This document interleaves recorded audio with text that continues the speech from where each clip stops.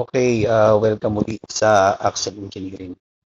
So, ang topic natin ngayon ay lot area. Hahanapin natin ang area ng lote. Itong loteng ito example na to. Actually, nai nai-plot na ito ni Gemini pagkat binigyan ko siya ng ganitong prompt. So, give me an example of lot with complete bearings and drawing. So, yun, ito ang generate niya ngayon. Yan. So, na-generate niya yan. Example lang niya to. So, humingi kasi ako ng example eh. Oo, pero base dito sa example na to, ito na yung description ng lote. Kukunin natin ang area. Uutusan natin uli si Gemini na hanapin ang area ng lote na to. Okay. So, magagawa na tayo ng prompt. Compute.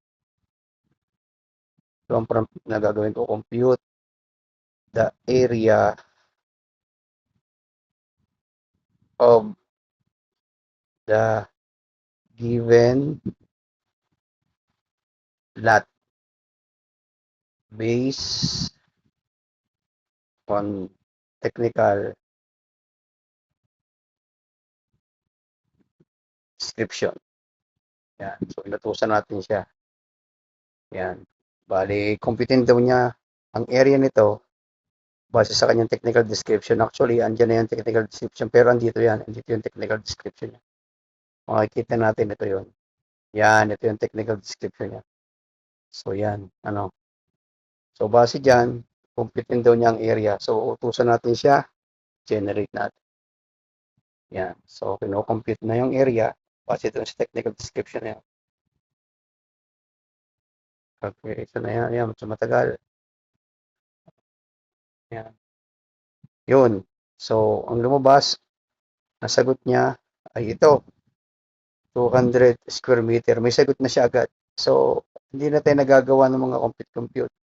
Tapos ngayon, dalawa ang solution niya. Isang by bearing, ito, yan, line, yan. Since perpendicular siya, square na ang kinuha niya. Ito naman, ginamitan ng mga bearings. So, yan. So, tapos ginamit din yung yung tinatag na shoelace formula by coordinates. So, lumalabas 200 square meter. So, lahat pare-parehong 200 square meter. So, ang dali pa lang gamitin ito. Itong Gemini na to. AI. So, every time na meron tayong topic, dito na natin sosolve. Okay. Yun lang. Hanggang sa muli.